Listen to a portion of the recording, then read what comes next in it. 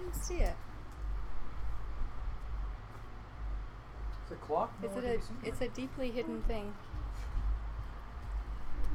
It's Shinto Kokyo. Does anyone know where the clock is? Yes. Oh.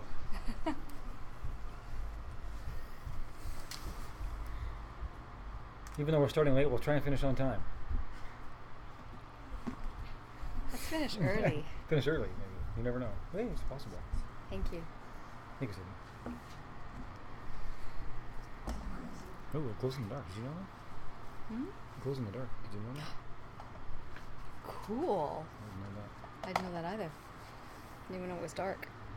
Dark enough.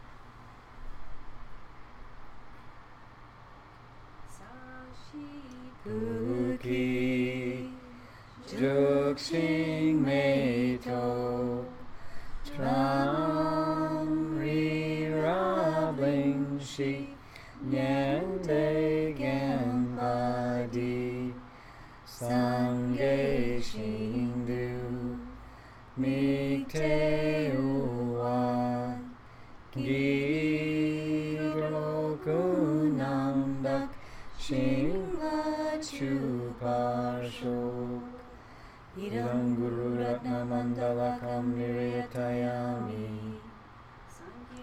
Chudam Soki Choknam La Jamchu Bardu Dakni Kyapsuchi Daki Jinyangi Pe Sunamki Dola Penshir Sange Drupashok Chudam Soki Choknam La Dantu Bardu Dakni Kyapsuchi Daki Jinyangi Pe Sunamki Drola Penshir Sange Drupasho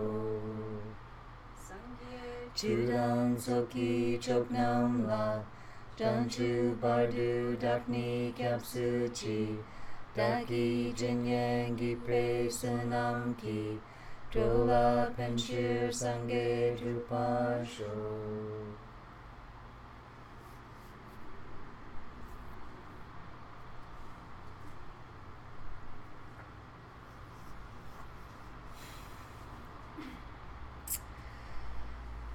Class 2. ACI 10, Class 2.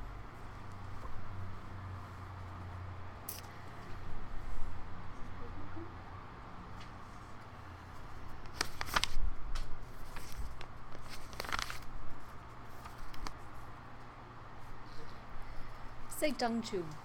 Jungchub. Semkye. Semke. Dangchub Semkye. Jungchub Semke. So Jungchub, if you remember from last week, anybody remember what that means? You realize we say it at the beginning in the prayers too, right? Bodhi. It means enlightenment. And Sem, anybody know what Sem means? Mind. Yeah. It's chitta in Sanskrit. And kye means to develop that state of mind. So literally it's developing the mind that wants to reach enlightenment. Okay? You know, last week we talked about Master Shantideva and his life story, right? And how he was already a very, very high level Bodhisattva, even before he hit the monastery and did the amazing teaching that is now the guide to the, what is it, guide to the way of the Bodhisattva's way of life? Guide to the something way of life. So, what we need to understand, and this is going to be review for some of you, is the 5 paths to enlightenment. And path in Buddhism isn't like, you think the word path and you think of a walkway or like a directional thing, But path in Buddhism really means a realization. So it's actually something that happens in your mind. And we say the mind is here. So it's not literally a path that will lead you, like a road that will lead you, but it is the stages of realization that will lead you to realizations, to enlightenment, right? So we're just going to quickly review the 5 paths. Say Tsoklam. Tsoklam. Path of accumulation. And who can tell me what you need to have in order to even get onto the path of accumulation? I think you have to have has done a lot of virtues and enough karma. But what's the one thing that defines being on the path of accumulation? Renunciation, exactly. And yes, while you're on the path of accumulation, you will be accumulating a lot of virtue. But until you have that feeling of, I have had it with suffering life. I've had it for me and I've had it for everyone else. Enough, right? You're not actually on the first path. So, Geshe-la says it's very useful if someone close to you dies, or if someone close to you comes near to dying. It's very, very useful for this visceral realization of renunciation. And there's a story in our lineage of Gampopa. Gampopa actually features quite heavily in the yoga philosophy side of things, but Gampopa was a layperson who became a monk later in life. But as a layperson, his wife died. And the wife's brother, so his brother-in-law, came and basically said, so sorry, it must be so sad for you. And Gampopa said, now I have time to practice. And of course, the brother did not take that very well and threw dirt in his face or something like that, or the uncle, I guess it was. But it's interesting, right, in terms of it wasn't that he was happy that his wife died, but his wife's death gave him that experience of true renunciation, which propelled him on to his practice. So real renunciation, Geshe-la says it's a no-brainer. I mean, really, if you think about it for more than 2 seconds, things end. Things change and shift. And, you're healthy 1 minute and the next minute you're not. And it can happen like that. It really, really can. Anything good that you have in your life, even if it lasts for a long time, inevitably has to end, right? It's just the fate that we're in. It's these forces that we've been talking about. So, reaching this stage of Tsoklam is where you start to be really honest with yourself about the true nature of things left in their samsaric state. And I think sometimes it's so in front of our face that we ignore it. When you see something too often, it's really too easy to get inured to it. It's really easy to not notice. You can walk by something every single day and not realize what it is because you're just so used to walking by, right? It's like that with our own suffering. And sooner or later, everything you have is going to be ripped away from you.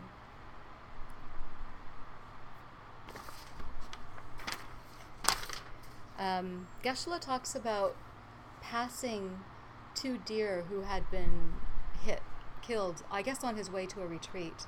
And then he went back to that area in less than a year, and all that was left were some bones and a bit of fur. And it can happen that fast, in terms of the decay and demise. often Buddhists are criticized for being so depressing because we talk about these things and we talk about the inevitability of things and that, everyone has to die. And he actually said in his inevitably joyful way that it's actually liberating. To be truly honest about the reality of the way things are is truly liberating. And in that statement, for those of you who can hear, he's saying, if you understand the true causes of things, you can do something about this, right? He didn't say all of that. All he said was it's liberating. But that's the fine print. And that's what we're going to be talking about. So it's that feeling of renunciation, getting onto that first path, that's tsoklam, okay?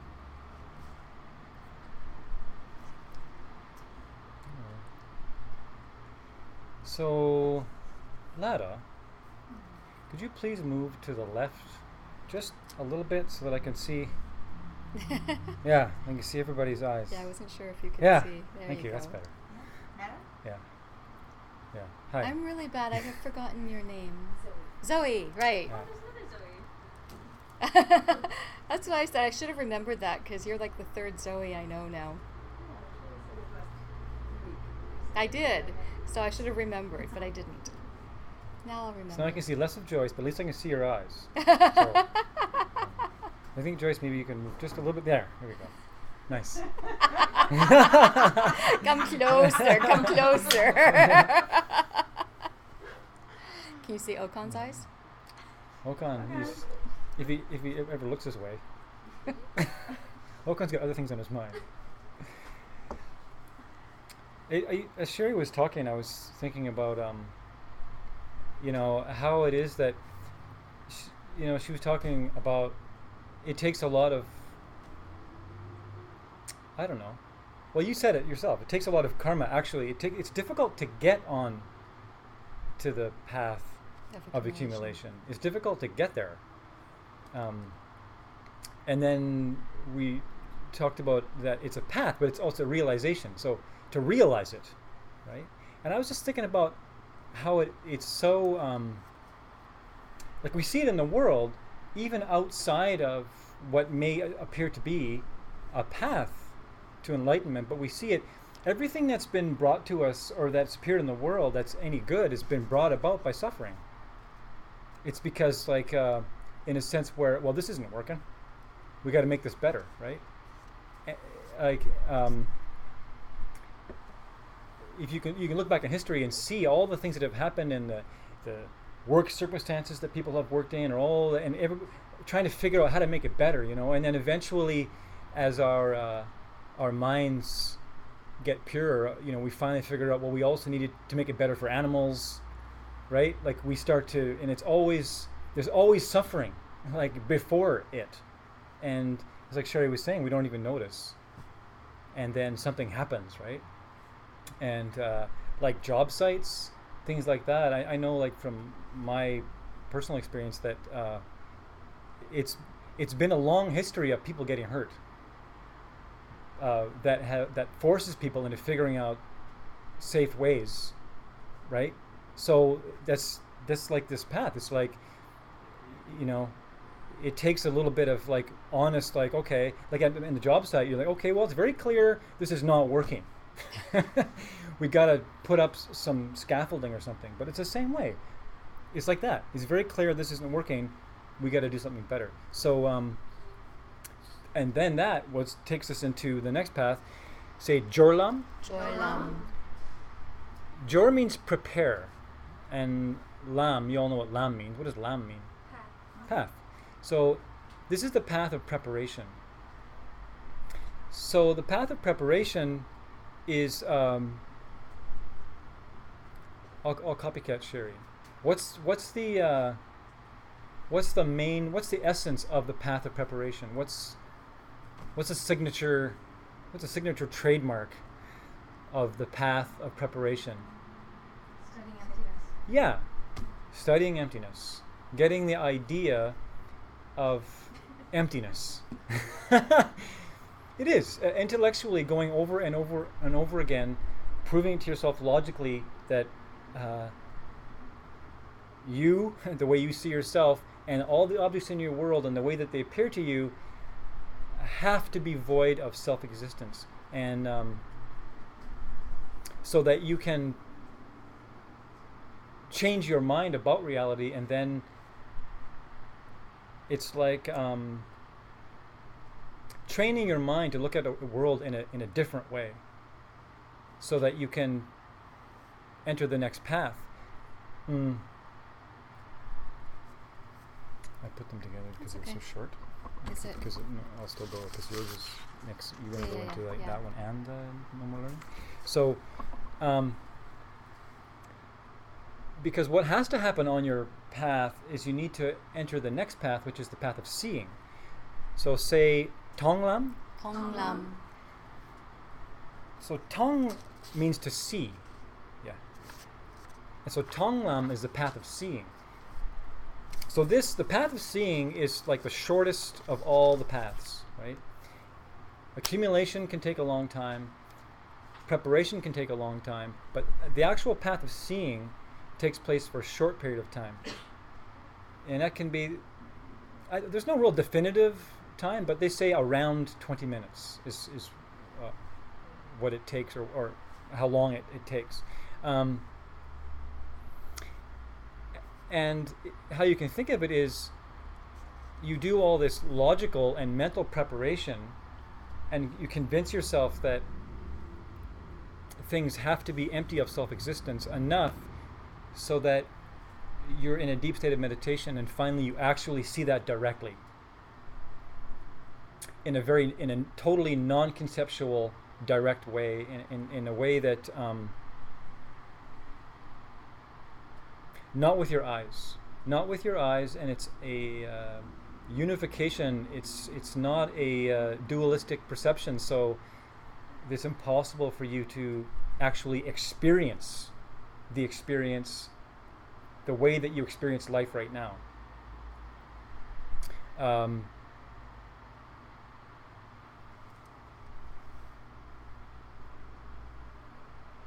And it takes a lot of preparation to actually have that experience. And there's no way that you'll even, it takes so much preparation that you won't have the motivation to prepare for that unless you have the first path. Unless you can continually know that nothing else is going to work out for you, you won't have the motivation to constantly go up against your own mind's belief about reality. So anyways, we're going to talk more about that later in the class. But for now, that's the third path, the path of seeing. And once you come down out of that, then you enter into the next path, which Sherri will tell us about. Gomlam. Say Gomlam. Gomlam. Gom means to habituate. It means the path of habituation. Gom is also the Tibetan word used to describe meditation. So it's interesting, right? I mean, the meaning of meditation is to habituate your mind, to get your mind back on an object over and over and over until it can stay there single-pointedly.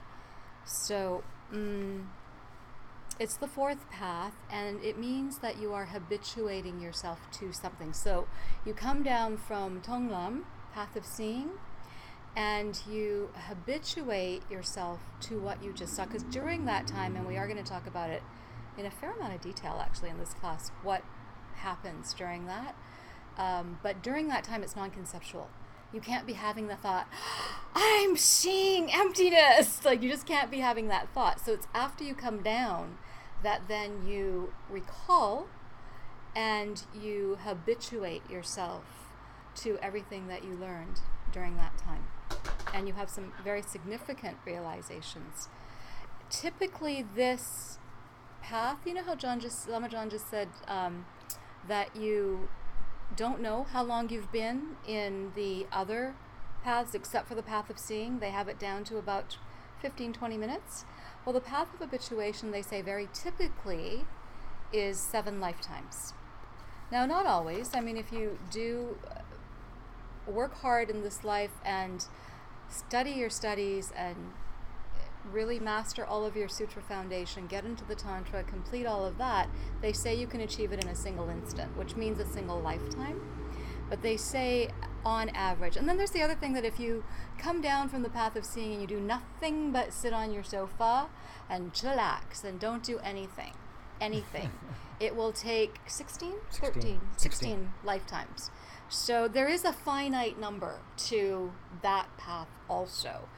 And it's really about applying the knowledge, that profound knowledge that you were exposed to in that brief path of seeing, and practicing it. And then that automatically leads you to... Oh, we took it. We took the page. Yeah. That's me still? No, me. Because Okay. I thought it was. But Oh, yeah, right. no. It's you. it's all about me. So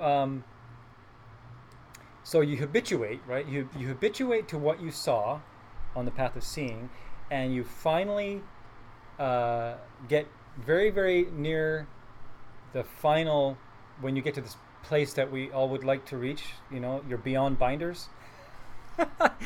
Yet the path of no more learning, they call it, right? The path of no more learning. So I should start this out. the final binder, right? So say mi lob lam. Mi lob lam. So lam means path. Mi lob means no more study. No more study. And for many of us in this room, that, or some of us in the room, we'd be like, yeah, no more study. So, so we're hoping to reach this path. Now, what is really interesting about and cool about this whole thing is there's a final result. So this is a final result, and there's two results. You can think of it, there's one which is a final result, and there's one that's also a really nice result, but not the final result. Not the final. Not the final, yeah. Sounds just like the a quiz. project I was working it's on only the today. quiz, right? Yeah. So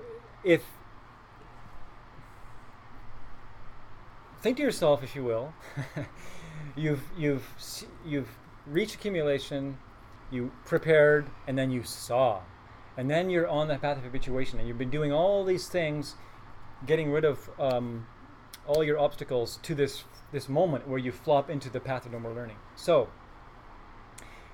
if in the final moments before you reach the path of no more learning, you have this thing on your mind, which we're going to talk a lot about in this class, called bodhicitta. If you have the Mahayana wish, if you have the wish to become an enlightened being for the sake of every other living being, infused in your mind stream big time, at the moment when you reach the path of no more learning, then you reach total enlightenment. Okay? Then that's like a final result. If you don't have that motivation, if you only have the motivation to become free of suffering for your own sake, then that takes you into nirvana, which is not quite total enlightenment. So, right? So there's two versions of the final path of no more learning. There's a Hinayana version and a Mahayana version. So there's a lower motivation and a higher motivation, and they take you to different places, which we're going to actually talk a lot about today. And Lama Sherri is going to just tell us the difference between total enlightenment and nirvana. Well, I'm going to try. Say Nyendep. Nyendep. Milopa. Milopa. Bumba. Bunda. Sosor. Sosor. Danko. Danko. So Nyendop means bad thoughts. Milopa, which is different from Miloblam, which is what we just covered, right? But it's similar in a way. Like Miloblam was no more learning. No more binders. This is actually a different word. So this Milopa means in their entirety. Although Milopa could be entirely no more learning, too, right? Mhm. Like no more learning in its entirety. Yeah. Could also be intuited in there. Bumba means to eliminate completely. Sosor means one by one.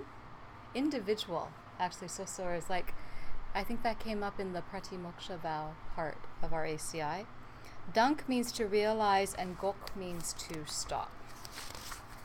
So what you're doing, this is the definition of nirvana. This is the Tibetan definition of nirvana, is to stop your bad thoughts one by one. And you're stopping your bad thoughts actually by realizing something one by one. Sorry, you're not stopping your bad thoughts one by one. You're stopping your bad thoughts because you have these specific realizations. You realize something one by one. Say Demba. Demba. She. She. She, what does she mean, Joyce? What does it mean in Japanese? 4. Yeah, it means 4 in Tibetan too. So Demba, she, are the 4 Arya truths. More commonly known as the 4 Noble Truths, but Geshe-la really likes to call them by their rightful name, the 4 Arya Truths, because these are the 4 truths that are revealed to someone who has seen emptiness directly. Someone who has seen emptiness directly is an Arya. So they, the normal translation of Noble Truths, Geshe-la doesn't like that because the truths aren't noble at all. It's really the realization seen by a noble being who is an Arya, okay? And an Arya is someone who has seen emptiness directly. So we already said, right, there's the path of seeing is when you have this direct non-conceptual perception of ultimate reality, of emptiness, and you're not aware of the passage of time in that moment. Immediately subsequent to that, they say about 24 hours, although I think that can last in varying degrees. You have these extraordinary experiences, and in that, these understandings come to you. These 4 Arya truths are revealed to you. And Geshe-la actually likes to call these truths because they are facts. They are truths. They are reality. And they are only seen by a person who has seen emptiness directly. And that's the definition of the sorcerer. These individual are the 4 individual Arya truths. When you can see them one by one, they will serve to stop your bad thoughts, your kleshas, your mental afflictions. In Tibetan, they're called nyomongs, kleshas in Sanskrit. And it's not just those 4 things you understand. Like in the they call it jeto byeshe. In the subsequent realizations, there are some really extraordinary things that happen that Lama John will tell you about in just a sec.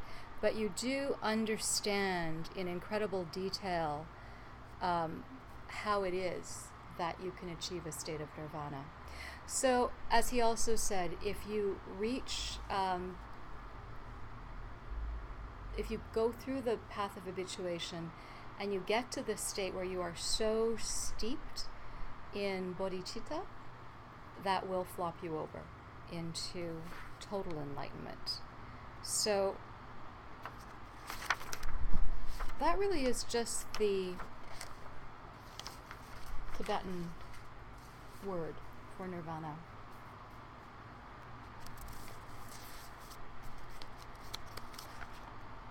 Yeah, it's going to go from that right into, so you just carry on. Okay. Interesting, in this class, he doesn't actually say what the 4 Arya truths are ever, but he talks about them a lot. So let's consider the 4 Arya truths. There are no 4 Arya truths because there's no one in this room that can tell me what the 4 Arya truths are. Yes. Oh yes, there isn't anyone that can teach it. Yes, there isn't anyone. Yes, I can. Yes, you. Okay, let me start again. We're going to do this right. Okay, let's consider the 4 Arya truths. There's no such thing as the four Arya truths because no No one one. here can tell me what the four Arya truths are. No one can tell me. No. No. Oh, no, someone can tell me. Yes. Oh, and it couldn't possibly be far. Yes. Oh, you couldn't possibly be far. There must be someone else in the room that can tell me what the four Arya No. truths. Oh, it could be far. Yeah. Show. Truth of suffering, truth of cessation, truth of the path, and truth of cessation as a result of falling in. Okay, you got them, but kind of in a mixed up order. Truth of suffering. Yeah. Yeah. Truth of cessation. Truth of the cause of suffering. Truth of the cause of suffering. Truth of cessation. Cessation. And truth of the path, which is the cause of cessation. It's cool, right? It's cool because once you have this this ground, this reality altering, being altering experience, that's a pretty major statement, and you see that all like you see it. So you see that all life is suffering, and that there's a cause to it. Right? It's that there's a cause to this suffering. That's like a big deal when you can see that there's a cause to something, right? Which means that, right, you can do something about it, right? All life is suffering. There's a cause to this suffering. There's an end to this suffering, and there's a cause to the end of the suffering. And you see, it just rolls out in front of you. You see that all like that. Once you see that, and only an Arya, only once you've seen emptiness directly, can you understand that in a very, very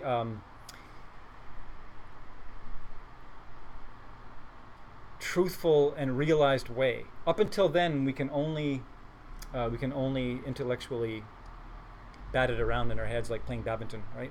It's like we struggle because the world is so convincing. It does not look like the world is suffering all the time, or it doesn't look like whatever we have is going to bring us suffering. It's just, anyway, I just thought he doesn't ever say what the four truths are, so I thought it'd be fun to. Me and Okan had a debate about that in last debate class. Yeah. So you can reach a state called nirvana based on seeing those four Arya truths. So, nirvana, no one here can tell me the definition of nirvana. No one can, because there is no definition to nirvana. Talk my group, someone can. Oh, nimbata, show! So, nirvana is permanent cessation of mental afflictions. Right. It's You can't it's get angry right. anymore. Right. The big old universal vacuum has come and sucked all your bad thoughts out of your mind, and they're gone forever. Right? They're gone. So you can't have mental affliction. So, and this is a point which I think can be confusing for many people. We're talking about something mental here, right? To be in nirvana, to reach nirvana, do you have to change your appearance? Oh, yes, so. We got Mishi in the back saying, yeah. No, you don't have to change your appearance, right? Because it's only stopping your bad thoughts. It's only stopping your bad thoughts, which is a big deal. What if I know? It's been 6:45 for a long time. There's no battery in here. Yeah. Talk about stopping your thoughts.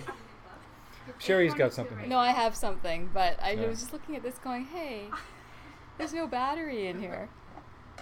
Yeah. That's the current time. I'm sorry, Bill, then It's Yeah, sorry, I Beyond- didn't mean to interrupt. It was That's all just right. It had to happen. entertaining. Yeah, so like for instance, if you're in nirvana, it would be literally impossible for something like this to bother you. For instance, like you would say like, cool, there's no battery, right? It wouldn't be like this. like this thing, right? Because you can't have that thing anymore. That's nirvana, right? So what's the difference between total enlightenment and nirvana? Nirvana sounds good, right? You think so? Sorry, Mama? You Nirvana's- can have the clock without a battery, or you can have No, you can no. It's education no. about You can it. definitely have a clock without a battery. Yeah, You can have a Yeah. broken ankle. yeah. You can have a body that's like not functioning very well. You can have all kinds of weird stuff going down in your life, but you cannot have a mental suffering about it, Yeah. right? Right? I mean, so that's why it's confusing for some people. They think that nirvana is a place to go where you have to look a certain way, or that you know, someone who is experiencing like some kind of what may appear to be a trauma, you know, they can't be in nirvana because, like, I don't know, someone close to them died, or you know, or they died, or something like that, you know, or they, Or a scandal broke out. or yeah, anything like chaos Yeah. erupted. that. Because on the path of habituation, however long that took you, which may have been 7 lifetimes, you know, you've been working on seeing all the things that afflict your mind, and you just go after them. You know, you go after them like a hunter. But when you, yes, Joyce. I'm sorry, wait, so I still have to agree with Nishi though, because your bad thoughts are what's causing your body, a certain kind of body, and a certain way that you experience your body. What are you Yeah, agreeing with? But yeah, so So you, I agree with Nishi that she was only really? no, Right. but do you know I'm what? seriously. Well, basically, what I'm saying is, okay, if you would you necessarily have to look different if you were sitting in this class and you went home and popped into nirvana and we saw you the next day, would you look different? From whose perspective? From anyone's perspective, would you necessarily have to look different? Does being in nirvana mean that your appearances need to change?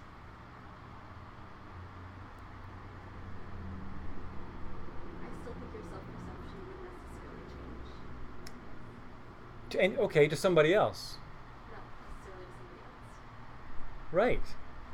So even still, you can have a perception of, just because you're in nirvana does not mean that you see a body of light. Does not mean that. You can, if you see a body of light and you've reached that state, we're going to talk about that in a second actually. That's like a tantric deity. You've reached something else.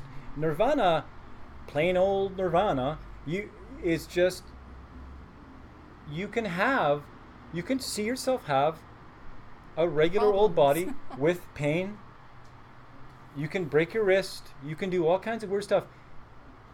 But your mind does not. You mentally don't suffer for it. Granted, I think what you're pointing at is you at that point, and actually way beyond that point, or way previous to that point, you've stopped planting the causes to have a schmucky body. But you have remainder. You came into this life with a body that is born of suffering, and so you have to run it out. That karma has to run itself out. So, is this making sense? That makes sense. I guess I thought nirvana was the point at which that karma had run itself out. Only mental. No. It's only a mental thing. Yeah, it's only mental. So, when you reach total enlightenment, there's a whole transformation of your body and your mind, right? And it's like your mind, just milliseconds before your body changes, your mind changes.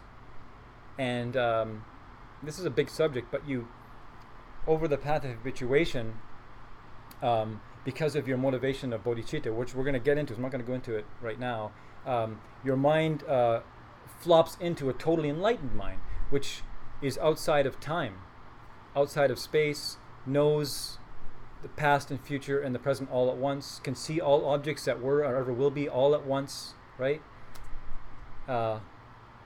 Omniscient is what they call it, right? And then right quickly on the heels of that, you achieve the union of the two things, which is your mind and your body. When they, do you remember in the opening prayers, or not? Sorry, the dedication, we say the collection of merit and wisdom. Well, the merit and the wisdom are both collections that one gives you the mind and one gives you the body. So then suddenly you perceive yourself having this body that can be anywhere at one time, spontaneously, effortlessly. You can appear on many planets, many cities, whatever, without, if someone's ready to see you, if someone's ready to have the karma to see you, they will see you. And you will be like their friend or their dog, or they say even their tree in the backyard. That you can appear as anything once you reach total enlightenment. And so that's the aspect of the mind and the body, right?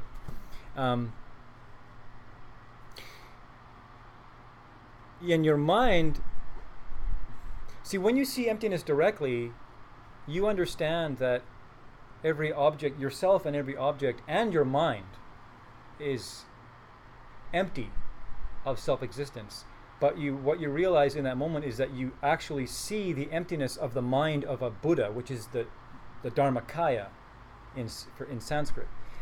And so you achieve this mind, and the emptiness of the mind of an enlightened being is a special kind of emptiness. You could debate me on that and argue that it can't really be a special kind of emptiness or different than any other emptiness, because really it can't be, but it's a special kind of emptiness in that it's providing the potential for something like an enlightened mind. So you could argue that it's a special kind of emptiness in that way.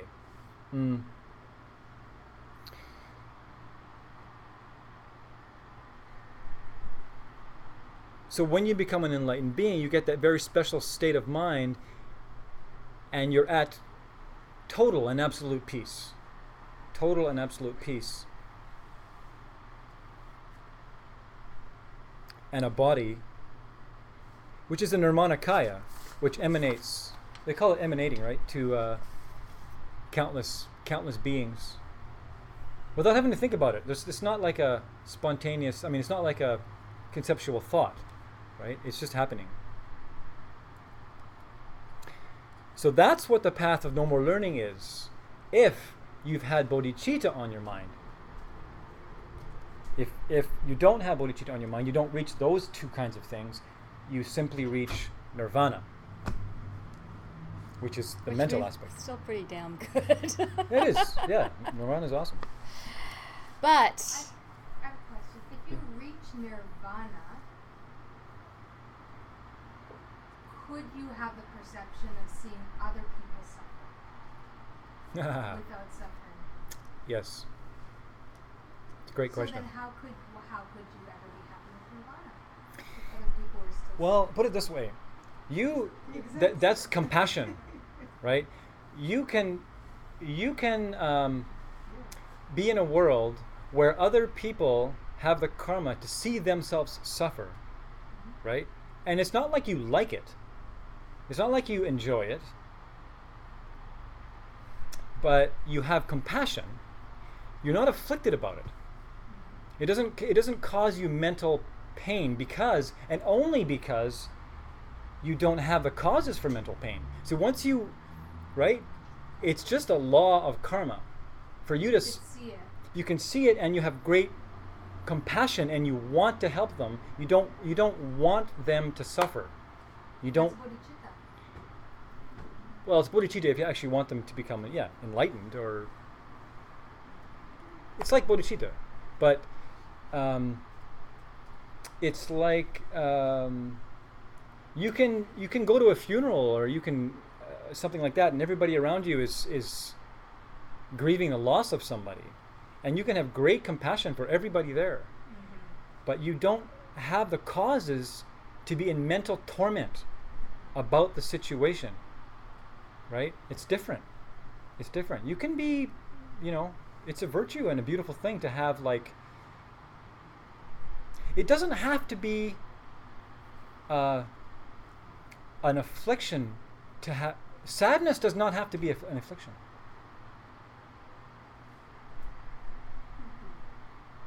There's no rule that says sadness has to be an affliction. You can be sad about someone else's pain, and not be it not be an affliction.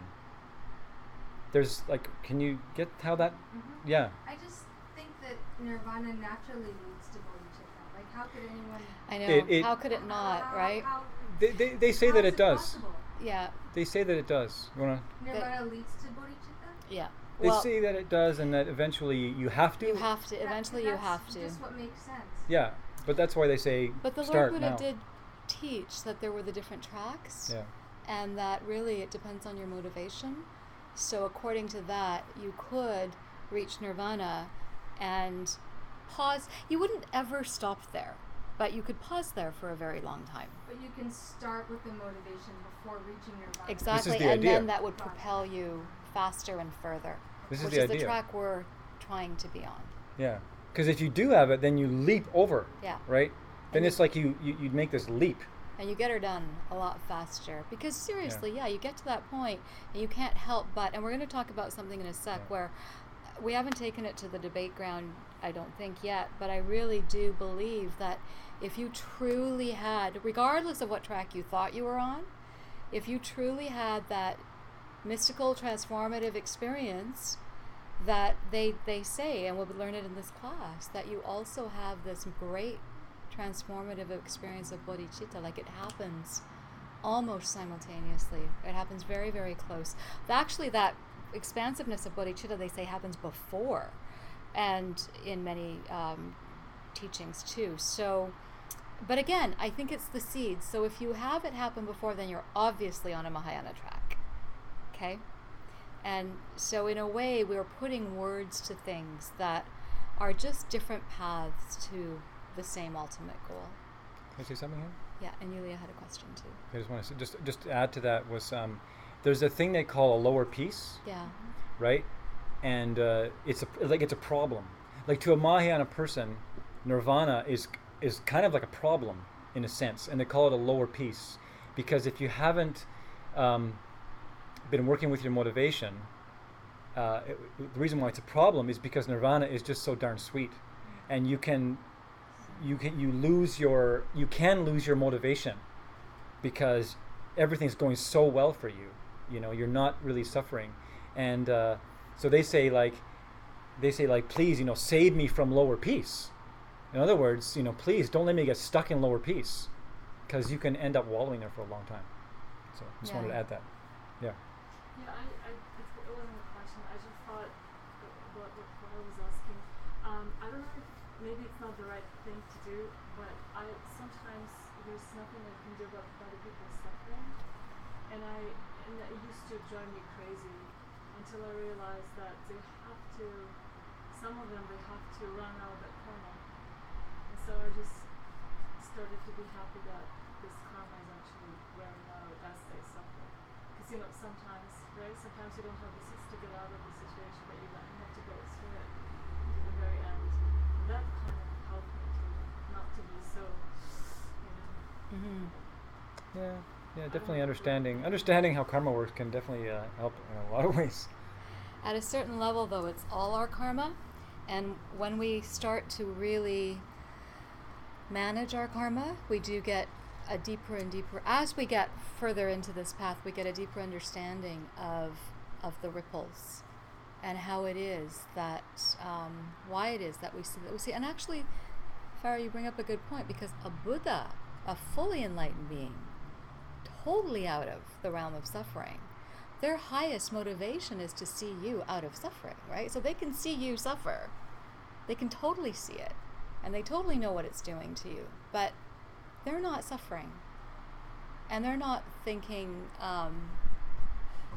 they can't even have it's not mentally afflicted at all. But with it comes great compassion and the power to do something about it by teaching you how to overcome it, right? So bodhicitta is really, really important. It is. And there is a definition by Maitreya. Do you guys remember who Maitreya is? Yeah, the future Buddha.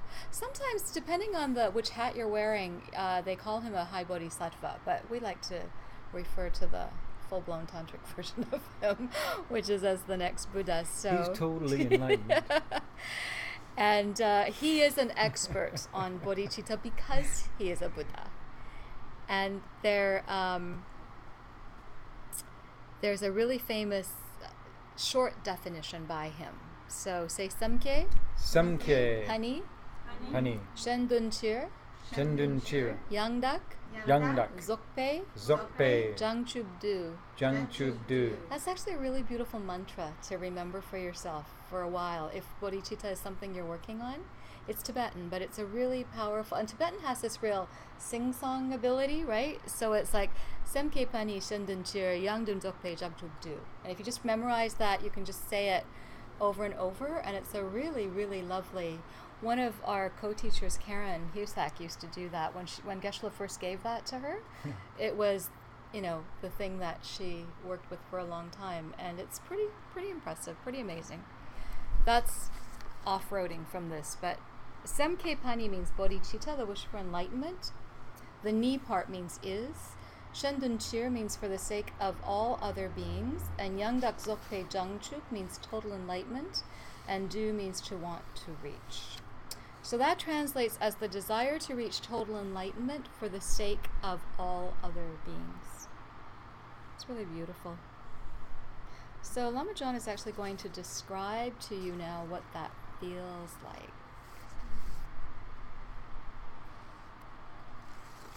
Actually describing the perception of emptiness or describing bodhicitta? Well, both. Both. Okay. Because in our lineage, you have it just before, right? Or after. Yeah. But it's all entwined. Oh, I see. I get what he's doing. Okay. Mm-hmm. Okay, so I'm going to describe what it's like to see emptiness directly. So, hold on to your hats. Okay, first of all,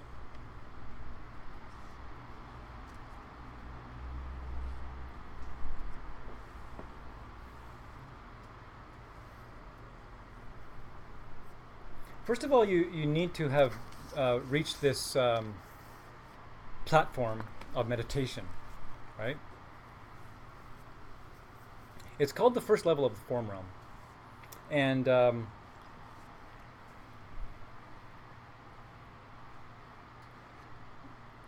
so Geshe Maka Roach has been saying lately that, you only really need to be doing shorter periods of meditation that are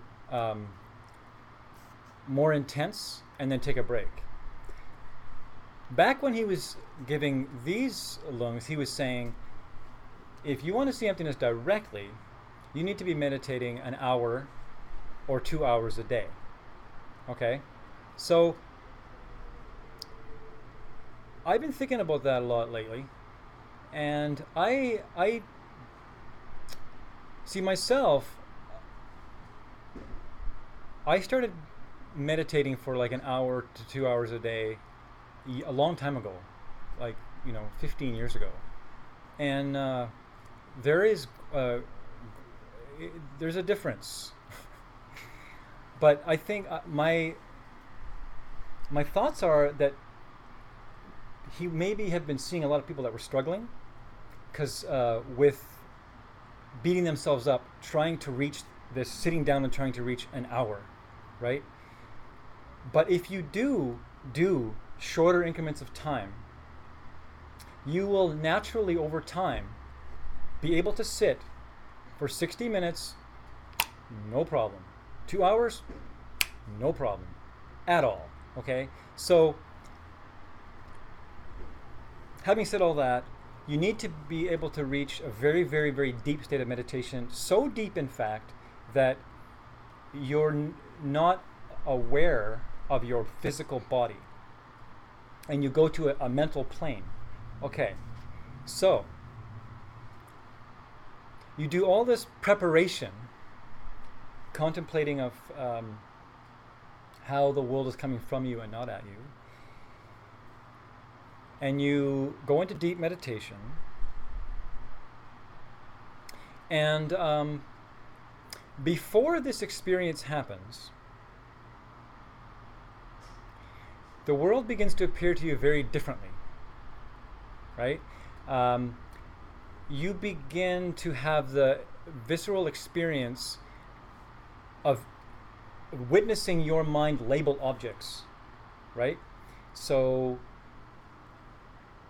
you could be walking and see like a bush or something or tree, and then suddenly it shifts to just a bunch of shapes and colors, and the whole world in a sense becomes shapes and colors, and you have a very, very direct experience of your mind going and throwing all these labels onto it, and you understand in that moment that that's all you've ever been doing, have been putting these labels on everything, right? That's what you understand that directly, and that every person in your life, everyone has been just that, you you putting the picture on.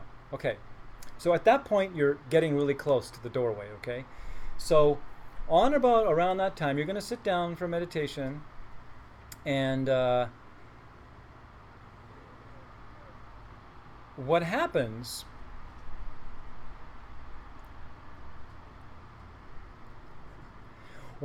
is you get taken actually out.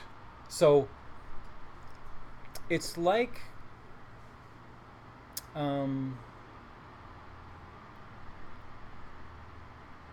it's like an elevator ride. No, it's like a rocket ship, okay? And you're sitting there and you're in meditation, but you're not aware of your surroundings already anyways. You're in some other kind of state. But there's a sensation of like a rocket going and you go straight up, okay? And as you're going up and leaving, you're experiencing so much bliss that it would make any sort of like any bliss you've ever experienced in your life pale. It's like a 1,000 times more blissful than any bliss you could even imagine. It's mental bliss, it's physical and mental bliss, and that's all your whole world is in that moment, is bliss. So then you go up and then you're gone. All right? You're gone and you don't really know that you're gone, and then you have the experience of coming back down. So what happens next is you have an experience of descending. So then you're and you come back down, and then you realize what just happened. And you realize that you have been gone. You don't know how long you've been gone, but you know that you were gone.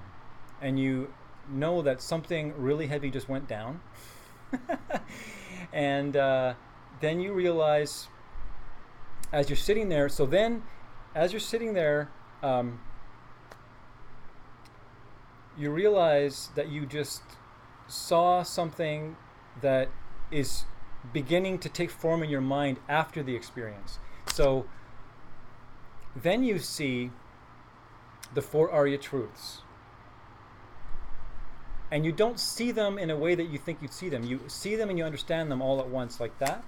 You see, you realize that you've seen the emptiness of your own mind, and that you've seen the emptiness of the mind of a Buddha, and that you've actually seen an enlightened being. And it's not what you thought it would be. And you lose all doubt in the path at that moment. Doubt, any doubt that you may have had about the Buddhist path is sucked out of your mind completely. You know that Buddhism works. You know that you will become enlightened, and you see your lifetimes, your future lives, and that you see that in your future lives, you will want for nothing. You will always be surrounded by teachers, and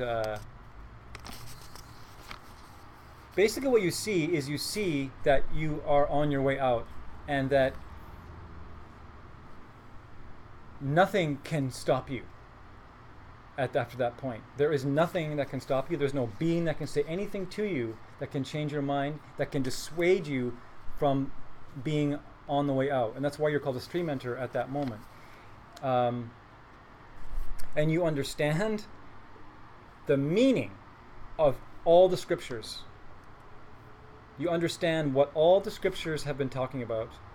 And you care very much about the scriptures. You want to take care of the scriptures, but you can take a look at scripture and understand it because you have seen what they're talking about directly. So, in and around that time, maybe previous, or could be shortly thereafter, in the next 24 hours or so, you have this experience called ultimate bodhicitta. This is the real bodhicitta, okay? And what it's like is, and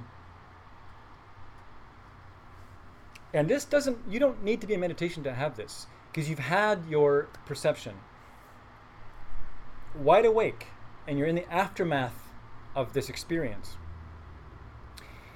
And your heart cracks open. So you've managed to get so much prana into your central channel that this thing pops open, okay? And the experience is a stream of light that comes out of your heart that is both seeing and a feeling. And you see the whole world is encompassed inside the diamond-like I don't know how you, the diamond-like, prism-like quality of the the refracted light of the world is all coming from this place in your heart. And you see that it's all coming from here, right? And then after that happens,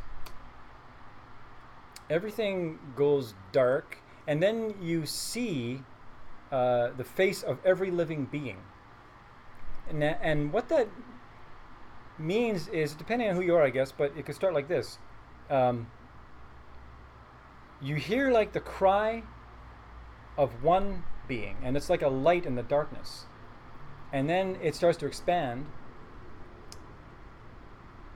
And then it's it's a whole sky or a whole dark night full of little lights, and you see what's making them all suffer.